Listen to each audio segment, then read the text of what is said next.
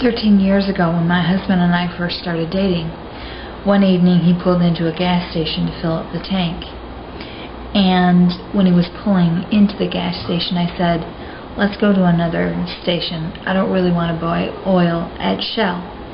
And he asked me why, and that's when I told him about the activist and writer Saro Wiwa, and how he basically had been sentenced to death by the government of Nigeria and then hung. And I explained to him that the Royal Dutch Shell Company had helped and encouraged to have this happen, so that everybody who lived in the country of Nigeria understood that if you're going to rise up to assert your own rights in an oil-rich company, you're going to die, or you're going to be suppressed.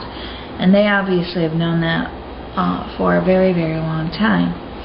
But the apex of that message was sent through the death of Saro Wiwa.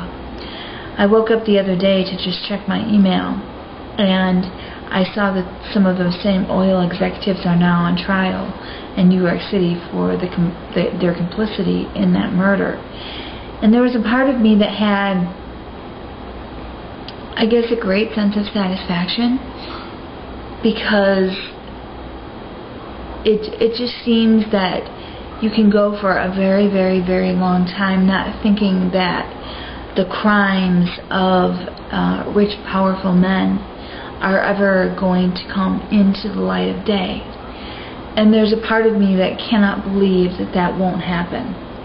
I never in my life thought that I was going to wake up and see that those oil executives were on trial. But it's fitting and it's right.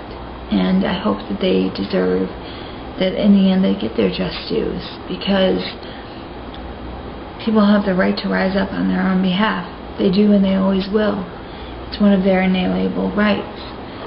One of the reasons why the struggle was so severe in the country of Nigeria is because they have some of the richest oil in the entire world.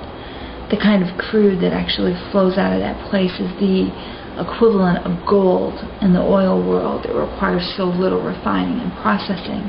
It literally is a country where like gold is springing up out of the earth, and the people in the country receive basically no benefit from living on top of that resource. And you've all heard that Nigeria is one of the most corrupt countries in the entire world. And so there are these civilizations, and there are these governments, and there are these dynasties through which people can impose their will on others for a very, very, very long time. And the one thing that you have to believe in your heart is that one day, somehow, that will change. And I go through periods where I don't believe it will change.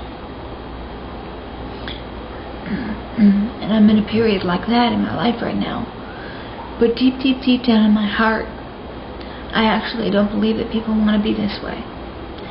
And so I'm going to, in this very, very weak period of personal faith in mankind, I'm still going to hold on to that belief that somehow restitution is made and things get set back in some kind of a proper order.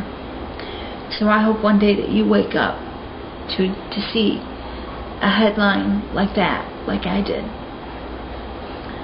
So I hope you get that gift.